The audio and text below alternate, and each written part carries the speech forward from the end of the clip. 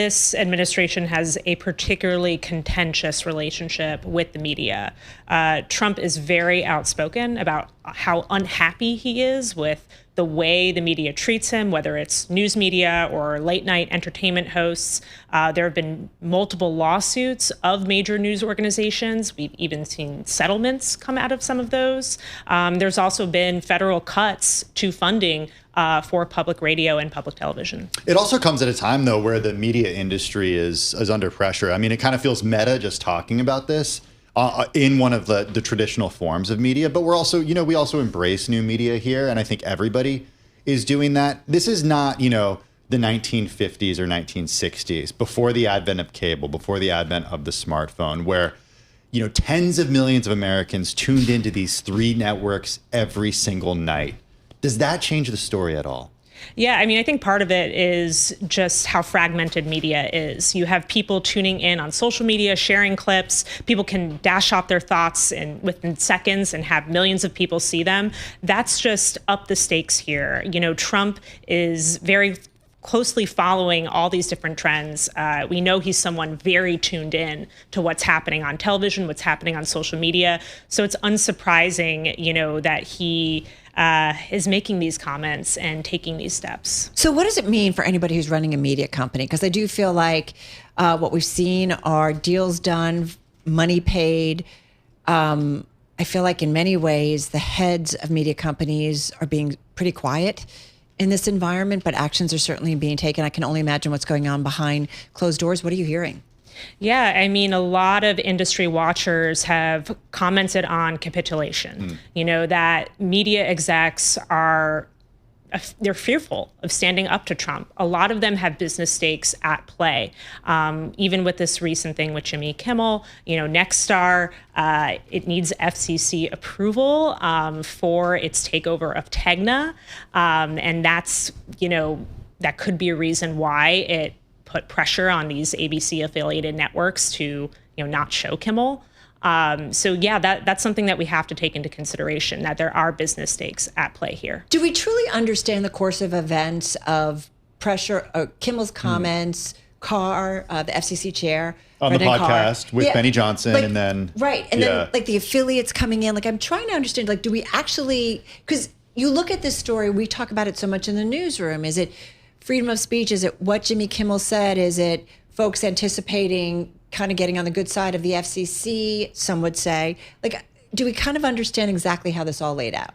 Yeah, it can be very muddled. And a lot of these business entities will step forward and say, hey, these are 2 completely, separate issues. We're thinking about this from an economic terms. We're thinking about this from viewership. They cite ratings as the reason why they're making these decisions. What we do know is that Brendan Carr, he is also very outspoken on social media. He does these podcasts, and he, implied that something would happen if no steps were taken against Kimmel.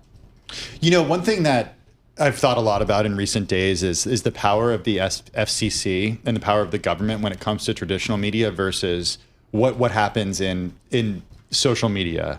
And we actually saw this has been reported out that even tech companies during the Biden administration faced pressure over what they showed on social media when it came to the COVID pandemic, for example. So even in a world where there isn't necessarily a government agency that is responsible for regulating some sort of medium, there still can be pressure even on tech companies.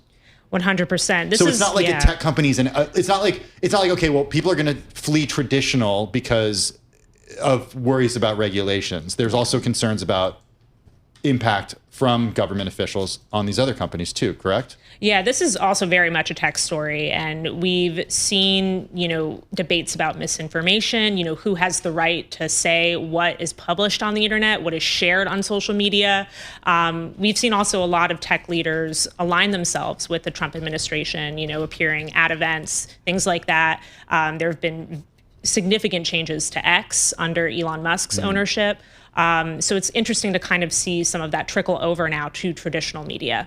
FCC Commissioner Ana Gomez was on Bloomberg Technology today. We should point out she's been an outspoken critic of the FCC chair and President Trump's attacks on the media, but she did join the gang, and we just want to play it out for everybody. Listen up. Yes, we can initiate an investigation based on a complaint that is filed. We can also initiate it ourselves. But let me be clear, there is no basis for revoking any licenses because of the Jimmy Kimmel content or because of normal editorial decisions from a broadcaster. The last time I can think of that we revoked a license was for failure to air a particular broadcaster for more than a year.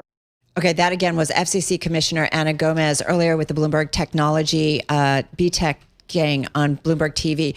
I do want to point out that the FCC chair, Brendan Carr, has said, he's talked about when you've got an FCC license, it comes with an obligation to operate in the public interest. And he likened Jimmy Kimmel's comments to maybe news distortion, which is against FCC's rules for broadcasters. But there does feel like two sides to the coin here. And, and then you throw in freedom of speech. I mean, there's a lot here to be kind of continually unpacked, I feel like. Where do you think this all goes?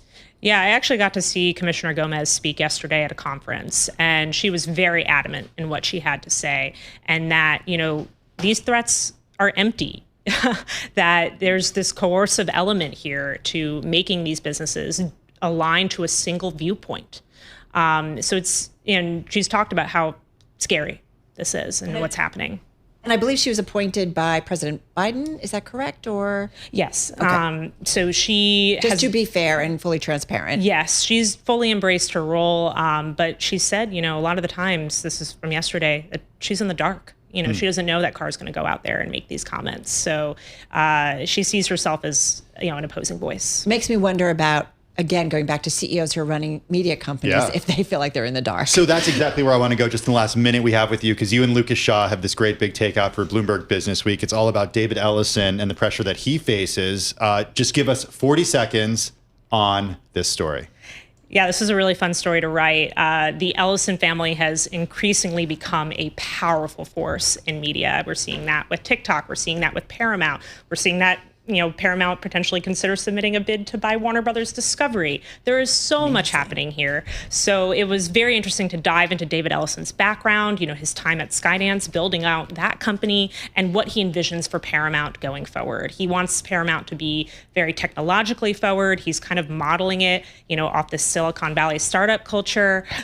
He wants to make changes fast, too. So it's going to be exciting to see what he has in store. Friendly with the Trump administration, just quickly? Yeah, I mean, they've been to UFC matches together.